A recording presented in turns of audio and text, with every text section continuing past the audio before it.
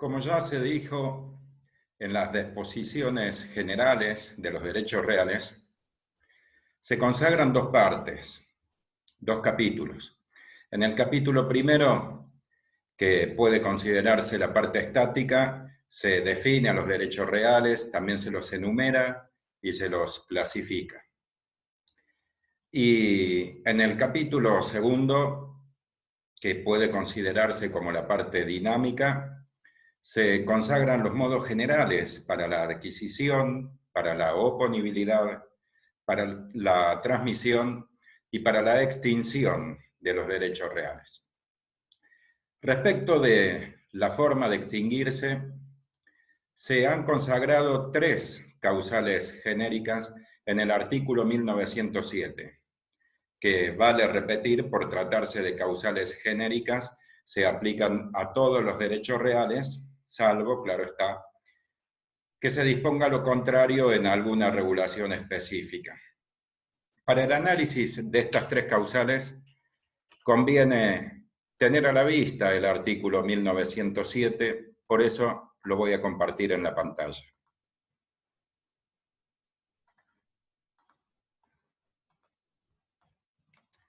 La norma dispone que, sin perjuicio de los medios de extinción de todos los derechos patrimoniales y de los especiales de los derechos reales, estos se extinguen por la destrucción total del objeto, también por su abandono y por la consolidación, una causal que es aplicable a los derechos reales sobre cosa ajena.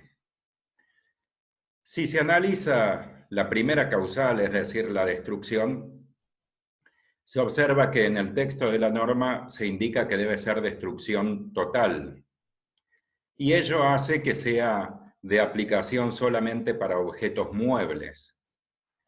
Es decir, si una persona es titular de un derecho real, por ejemplo, de un cuadro, y el cuadro se quema, se configura la destrucción total y por lo tanto el derecho se extingue. Es una derivación lógica la extinción del derecho real, puesto que si el derecho real consiste en un conjunto de facultades sobre un objeto, y ese objeto se pierde, se destruye, deja de existir, pues entonces falta uno de los elementos esenciales de la relación jurídica. Por lo tanto, la relación jurídica no puede continuar. Se aclara que se aplica solamente para objetos muebles, porque los inmuebles no pueden destruirse totalmente. Hay que recordar que el inmueble no es una casa. Una casa es la parte del inmueble. El inmueble es el terreno junto con la casa que se encuentra adherida. Entonces, aunque se destruya la parte edificada, en el ejemplo, esta casa, el objeto no se destruye totalmente. Es decir, en realidad, lo que se produce es un deterioro del objeto que es el inmueble. Lo que antes era un terreno edificado, bueno, luego de la destrucción de la parte edificada solamente, el terreno, aunque quede lleno de escombros, va a seguir existiendo. Y aunque se destruya la edificación de una manera que sea grosera, aunque se le ponga una bomba y quede un cráter en el suelo, igualmente el espacio, ese terreno, sigue estando presente, se podrá rellenar y se podrá edificar. Es decir, los objetos inmuebles no son susceptibles de destrucción total. De ahí que en la aclaración se indica que la destrucción del objeto es una causa aplicable para todos los derechos reales, pero que tengan por objeto, ¿sí?, cosas muebles. La segunda causal es el abandono. El abandono no es más que la renuncia y los derechos patrimoniales en líneas generales y tratándose de derechos que derivan del Código Civil y Comercial, son derechos susceptibles de renuncia. Se aclara que la renuncia, el acto por el cual se produce, debe ser indudable, debe ser indubitable. No se presume la voluntad de abandonar. Esto surge del artículo 1948, que si bien está consagrado en las disposiciones que regulan los derechos personales, resulta de aplicación extensiva a todos los derechos patrimoniales.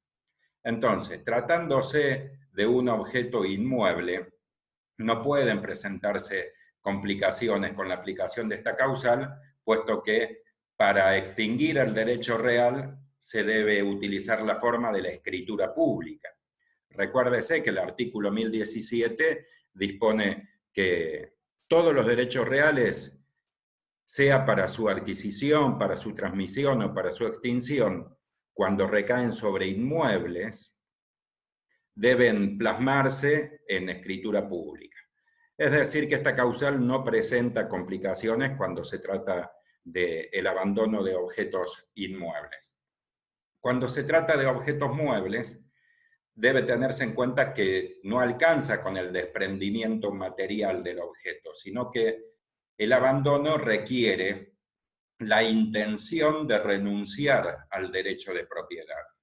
Y como la intención de renunciar no se presume, se puede concluir que para que se configure el abandono debe desprenderse el titular del objeto materialmente, pero en circunstancias tal que permitan inferir sin lugar a dudas, es decir, permitan llegar a la conclusión que ha renunciado a la titularidad del derecho. Por ejemplo, cuando se deja en depósitos de basuras elementos que generalmente son de escasos valor.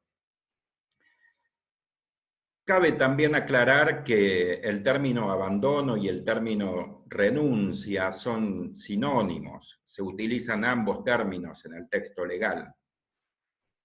En líneas generales, a los efectos académicos se hace más preciso el uso del término abandono cuando se refiere a los derechos reales sobre cosa propia, porque el titular los abandona, es decir, se desprende. Cuando se refiere a los derechos reales sobre cosa ajena, es más preciso o es conveniente utilizar el término renuncia, porque el titular se desprende solamente de las facultades sobre el objeto ajeno, es decir, renuncia a la titularidad de su derecho. No obstante, se aclara que pueden usarse como sinónimos y de manera indistinta. Y finalmente, la tercera causal es la consolidación. La consolidación que se aplica para los derechos reales sobre cosa ajena. Y se configura cuando una misma persona reúne la titularidad de ambos derechos. Se ha citado como ejemplo el caso del usufructuario que compra el inmueble. Es decir, si una persona X constituye usufructo a favor de la persona Y, y supongamos que lo hace por el plazo de 20 años, y transcurridos 10 años, el usufructuario, es decir, la persona Y, adquiere el dominio, bueno, no continúa el derecho de usufructo por los 10 años que faltan, puesto que la misma persona ya es titular del derecho de mayor contenido, que es el dominio, y por lo tanto comprende al derecho de menor contenido, que en el ejemplo es el usufructo. Con esto puede dejarse de compartir la pantalla y resta una pequeña aclaración. Basta solamente tener en cuenta que estas son las causales generales. Es decir, estas tres causales se aplican a todos los derechos reales, pero en la regulación específica se consagran otras causas de extinción. Entonces, cuando se estudia un derecho real en particular y se llega a los modos de extinción, deben tenerse en cuenta también o deben sumarse estos modos genéricos. Ejemplos de causales especiales o específicas de extinción de los derechos reales se encuentra en el artículo 2124, que forma parte de la regulación de la superficie. Ahí se enumeran algunas causales de extinción. También para el derecho real de usufructo, En el artículo 2152 se consagran las causales especiales. Y otro ejemplo puede ser el artículo 2182, que consagra las causales especiales del derecho de servidumbre. Justamente por ser causas especiales, repito, deben sumarse a esas causas estos 2 o 3 modos genéricos. Digo 2 o 3 porque recuérdese que la consolidación se aplica solamente para los derechos reales sobre cosa ajena, aunque con alguna excepción en el derecho de superficie puede también considerarse una causal de extinción, eso se analizará oportunamente en el derecho específico. Con esto se da por terminada la exposición. Les agradezco que me permitan estar con ustedes. Espero que les haya sido de utilidad y espero verlos pronto en otro video.